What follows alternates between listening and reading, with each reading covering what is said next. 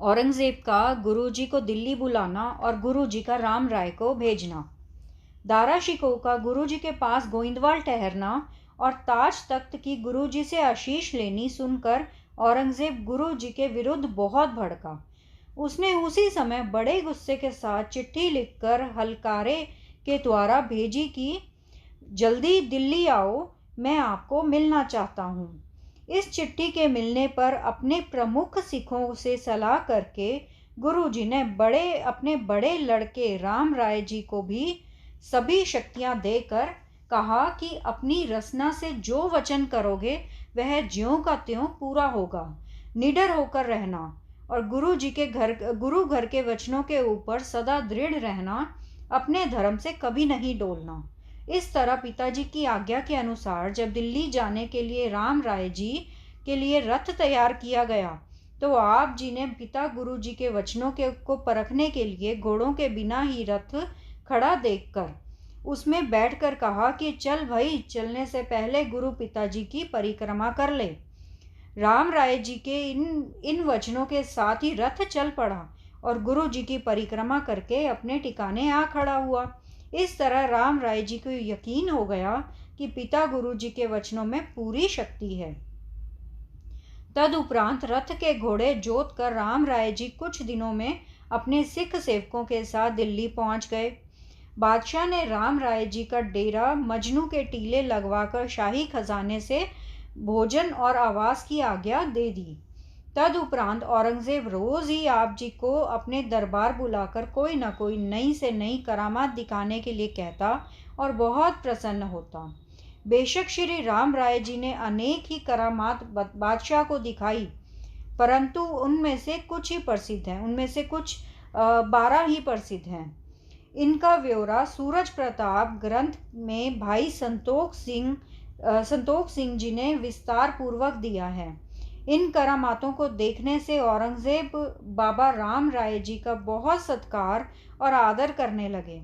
इस तरह बाबा जी के साथ बादशाह का बहुत प्रेम देखकर काजी आदि बहुत ईर्ष्या करने लगे कि इनके आने से तो हमारा आदर कम हो गया है।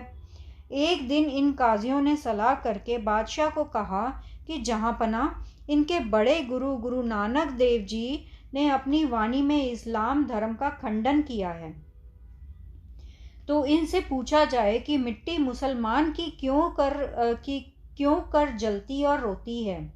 इसके पश्चात जब राम राय जी बादशाह के दरबार में रोज के नियम अनुसार आकर अपने आसन पर बैठ गए, तो बादशाह ने यह सवाल कर दिया कि आप जी के बड़े गुरु नानक देव जी ने जो यह लिखा है कि मुसलमान की मिट्टी जलती एवं तपती है और तप तप कर रोती है, इसका क्या मतलब है।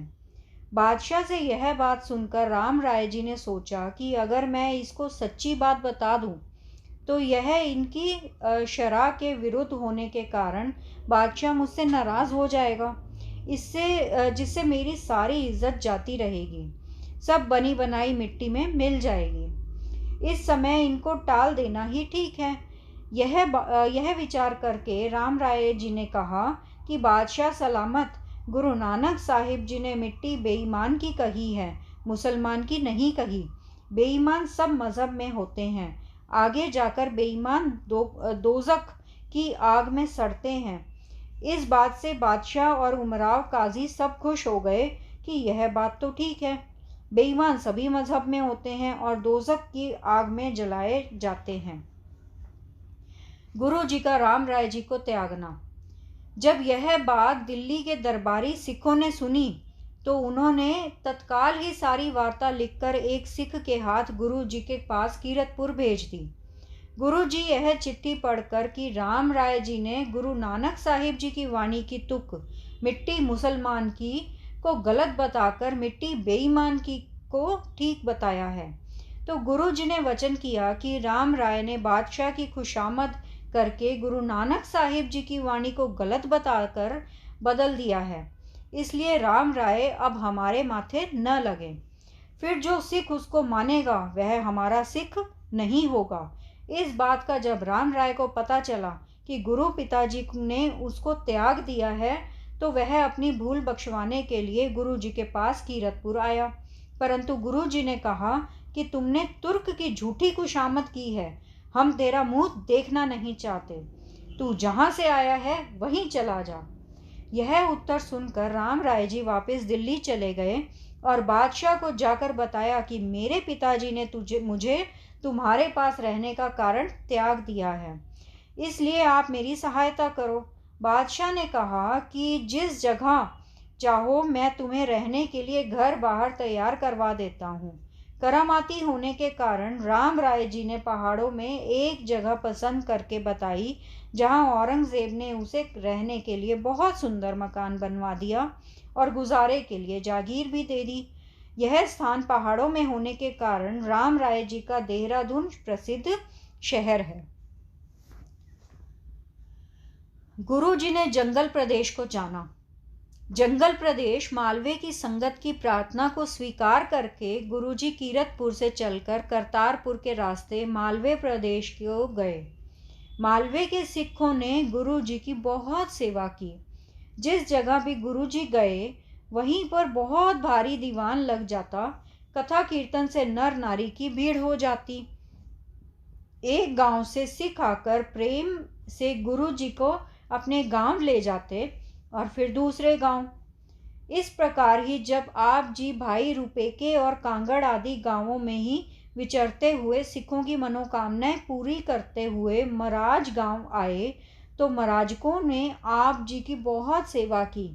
यह महाराजक लोग सिरकी बंद का काम करते थे। महाराज गांव के दूसरे निवासी कौड़ थे।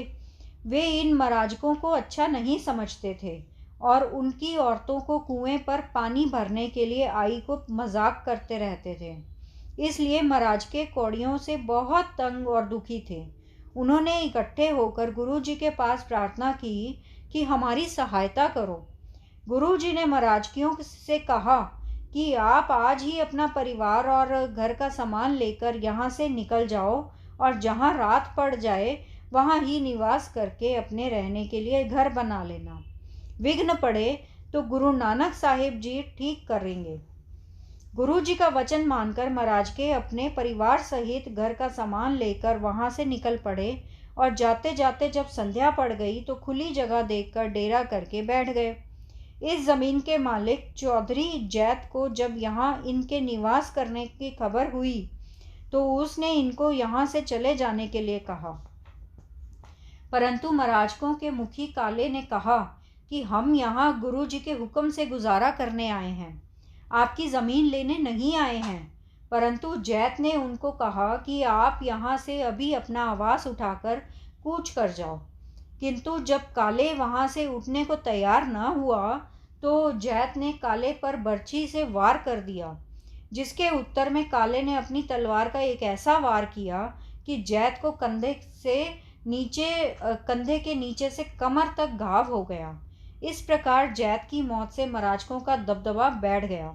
वे निश्चिंत होकर वहां घर बनाकर बसने लगे। काले के भतीजों को वरदान देना। एक दिन काला अपने यतीम भतीजों लोहिया और संदली को साथ लेकर गुरुजी के पास आया। पहले काले ने स्वयं गुरुजी के चरणों में माथा टेका और फिर अपने मासूम भतीजों को कहा कि गुरुजी को माथा टेको, परंतु बच्चे वहां ही खड़े खड़े अपने पेट बजाने लग गए। गुरुजी ने काले से पूछा कि कालिया, यह क्या कहते हैं? काले ने कहा, महाराज, इनका पिता मेरा भाई मर गया है। यह यतीम पेट से भूखे आप जिसे रोटी मांगते हैं। गुरुजी ने खुश होकर कहा, कालिया, यह अनेक औरों की रोटी देंगे, यह बड़े सौभाग्यशाली होंगे। यह वरदान लेकर जब काले ने खुशी से अपने घर आकर अपनी स्त्री को बताया तो उसने कहा कि भतीजों के लिए राज्य का वरदान लेकर आ गया है। तेरे अपने बच्चे इनकी प्रजा होकर बसेंगे। तुमने इनका क्या सोचा है? अपनी स्त्री से यह बात सुनकर काला अपने बच्चों को भी गुरुजी के पास ले गया और वहां जाकर प्रार्थना की कि महाराज, इन बच्चों की माँ ने जब यह बात सुनी कि आपने मेरे भतीजों को राज्य का वरदान दिया है तो उसने कहा कि मेरे पुत्र इनकी अधीनता में रहेंगे और प्रजा बनकर रहेंगे, इसलिए इनको भी राज्य का वरदान बख्शो। गुरु जी ने कहा, तुम्हारे पुत्र भी स्वतंत्र होकर अपनी खेती करेंगे और किसी का हाला नहीं भरेंगे। यह वरदान लेकर काले ने खुशी खुशी घर आकर अपनी पत्नी को बताया तो उसको भी शांति हो गई। गुरु के वरदान से काले के भतीजों की संतान नाभे और पटियाले के राजे हुए और उसके अपने पुत्रों की संतान बिना किसी को हाला देने के अपनी खेती करते थे। सतनाम सतनाम सतनाम जी, वाहे गुरु जी। सतनाम सतनाम सतनाम जी, वाहे गुरु जी। वाहे गुरु तेरा शुक्र है, शुक्र है, शुक्र है तेरा दात्या, तेरा शुक्र है।